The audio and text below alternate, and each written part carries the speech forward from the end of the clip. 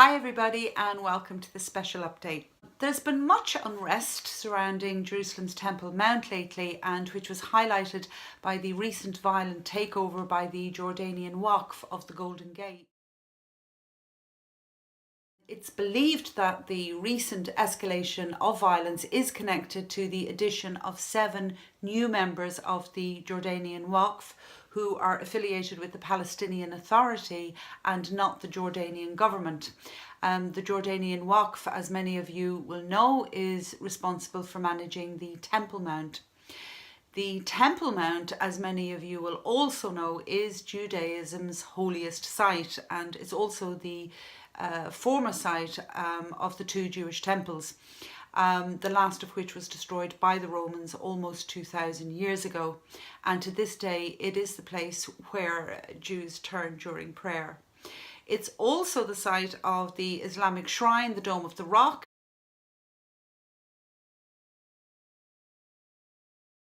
built in 691, and the Al-Aqsa Mosque, built around 709. Jerusalem has been a united city under Israeli rule since 1967, but the Jewish state's sovereignty over the historic eastern half of the capital city is under constant threat.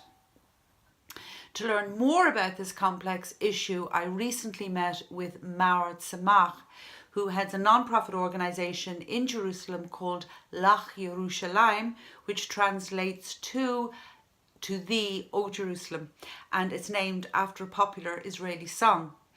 Lach Yerushalayim is dedicated to strengthening Israeli sovereignty over all of Jerusalem while building the shared aspects of life in the city for all of its residents, Jews and Arabs alike. As the interview is conducted in Hebrew, I'm doing a voiceover. So my special thanks to Zvi Newman, who is interviewing Maor and who also transcribed the video so that I could do the voiceover. And my special thanks also to Maor Tzemach for the video and the original audio. So with no more ado, I hope you enjoy this fascinating interview. מימון של האוכל המפגינים וכדומה. ברור לנו שיש תאים The eastern half of Jerusalem, which Israel liberated from Jordanian occupation during the Six-Day War, consists of the biblical Old City and many neighbourhoods that are populated mostly by Arabs. These people hold citizenship in any of 3 political identities: Israel, the Palestinian Authority, or Jordan. They are mostly Muslims, and a small but significant minority are Christians. Out of all of the players contending for Jerusalem, the Palestinian Authority is both the most prominent and the most deeply embedded. Claiming Jerusalem as its future capital, the Palestinian Authority is waging a war of diplomacy against Israel's sovereignty there, in the political and economic power centres around the world. In the Arab neighbourhoods of Jerusalem, the Palestinian Authority exerts influence throughout the community, seeking the loyalty of the residents and promoting terrorism as a key tool to be used when advantageous. The ideologies behind the efforts to wrest Jerusalem from Israel's hands range from Islamist to secular Palestinian nationalism, but the goal is the same for all. The nominally secularist Fatah faction works semi-visibly in Jerusalem as the operational arm of the Palestinian Authority. Rivaling Fatah, while in stealth mode, are the outlawed Hamas terrorist organisation. The Hamas terrorist organisation is Islamist and maintains a tense relationship with the Palestinian Authority and with Israeli Arab Islamist organisations. In the mosques, schools, social media and community life, these organisations advance the false claim that the Al-Aqsa Mosque on the Temple Mount is in danger of destruction due to Israeli archaeological digs, a claim which is a very effective rallying cry. They disseminate much propaganda against the relocation of the US Embassy from Tel Aviv to Jerusalem, as well as in relation to any other phenomenon that suits their cause. Worse, they encourage acts of terror, such as the many stabbings and car rammings that have been carried out in Jerusalem and elsewhere in waves in recent years. Iran is another player in the struggle for Eastern Jerusalem. Most of Iran's work in the city is covert, so only a few examples of it are known to the public. One publicised example occurred in July 2017, following the terrorist murder of 2 Israeli policemen on the Temple Mount. Israel then limited access to the site by requiring visitors to pass through metal detectors. The Islamic Religious Trust, known as the Waqf, organised protest rallies in opposition to this measure, which was seen in the Islamic world as an exercise of Israeli sovereignty over the highly contested Temple Mount.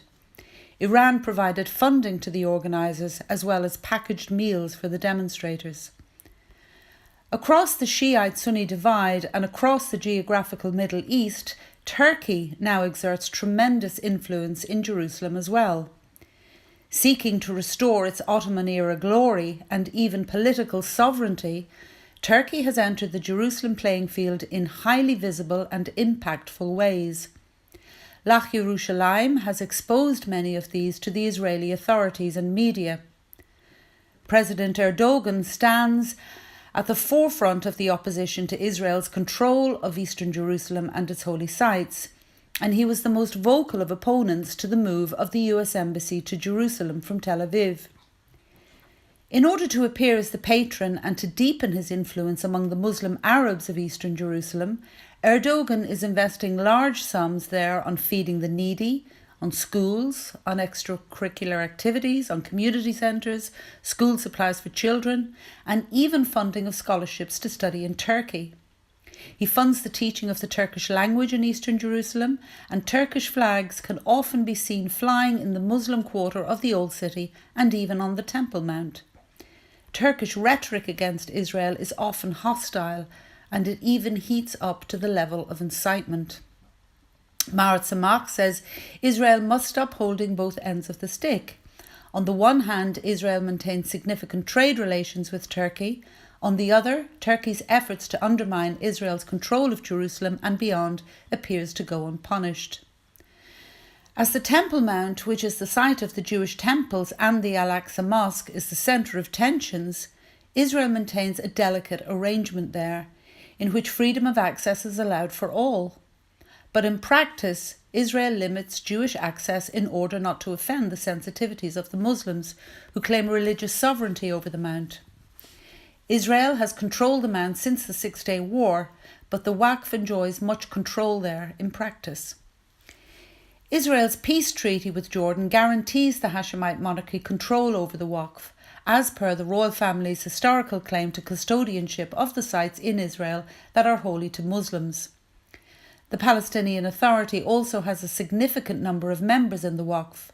Turkey, Saudi Arabia, Kuwait and other countries exert influence there behind the scenes, funding activities and illegal construction.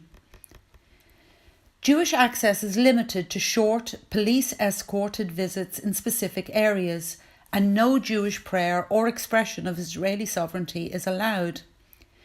Christian prayer does not take place in practice on the Mount. Islamic study and study in the Al-Aqsa Mosque and the Dome of the Rock are only hindered when necessary for security reasons, and Muslim picnickers and impromptu football matches are a standard sight. Delegations are now seen on the Mount from countries that had hostile or cold relations with Israel until very recently. Examples include Tunisia, Morocco and Sudan, even the Iraqi national football club. Freedom of prayer is guaranteed at all Christian sites in Jerusalem, from the Church of the Holy Sepulchre to churches associated with the full range of Christian denominations. About 20,000 Christians live in Jerusalem, most of them of Arab extraction. They tend to be well educated, and they are torn between the desire to integrate into modern Israel on the one hand and the pressure exerted on them by the Palestinian Authority on the other. In recent years, the Israeli government has taken many steps to integrate Israeli Christians into mainstream Israeli society, but obstacles are laid by certain personalities in the pro-Palestinian Greek Orthodox Church. Prominent among them is the senior priest Atal al-Hana, who has met with Syrian President Bashir al-Assad and raised funds to benefit murderers of Jews in Jerusalem. The fight against him and others like him is highly problematic for Israel due to diplomatic sensitivities abroad and among Israeli Christians. Many Jerusalem Arabs do not identify with the anti-Israel ideas and means promoted by the aforementioned entities. Included among them are a large number among the young generation, despite its being targeted with unending incitement. Lach Yerushalayim works with representatives of these communities in order to improve relations between them and the Israeli authorities and public. This includes moving to bridge the gaps in neighbourhood budget allocations by the municipality, improving infrastructure and education in Arab neighbourhoods, and in other ways which benefit Jewish and Arab residents alike.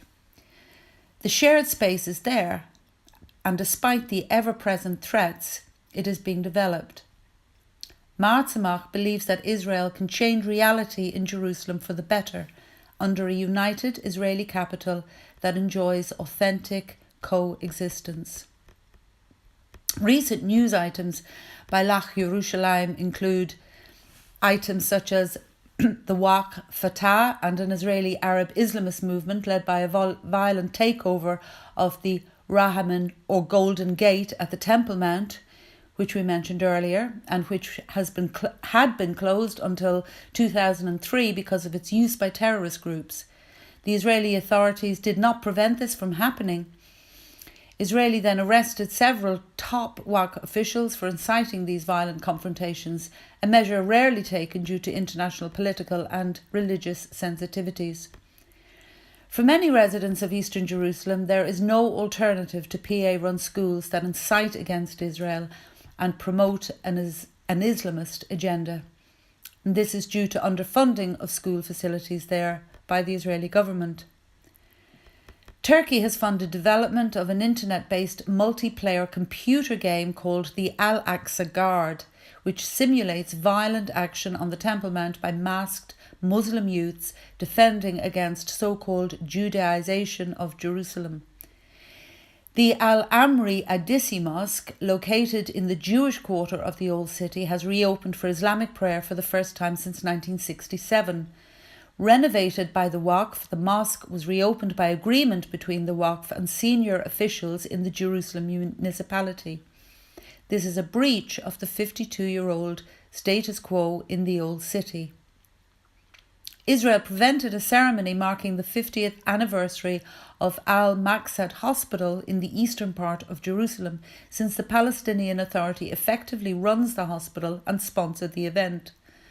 Maor Tzemach called for Israel to provide proper health services throughout the city as a manifestation of its sovereignty.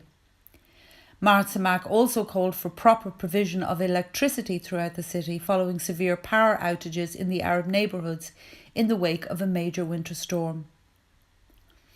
Waqf guards attempted to prevent Israeli police from entering the Dome of the Rock, demanding they remove their Jewish skull caps before entering the building, which houses the site of the Jewish temple's Holy of Holies. Israel closed the building in response.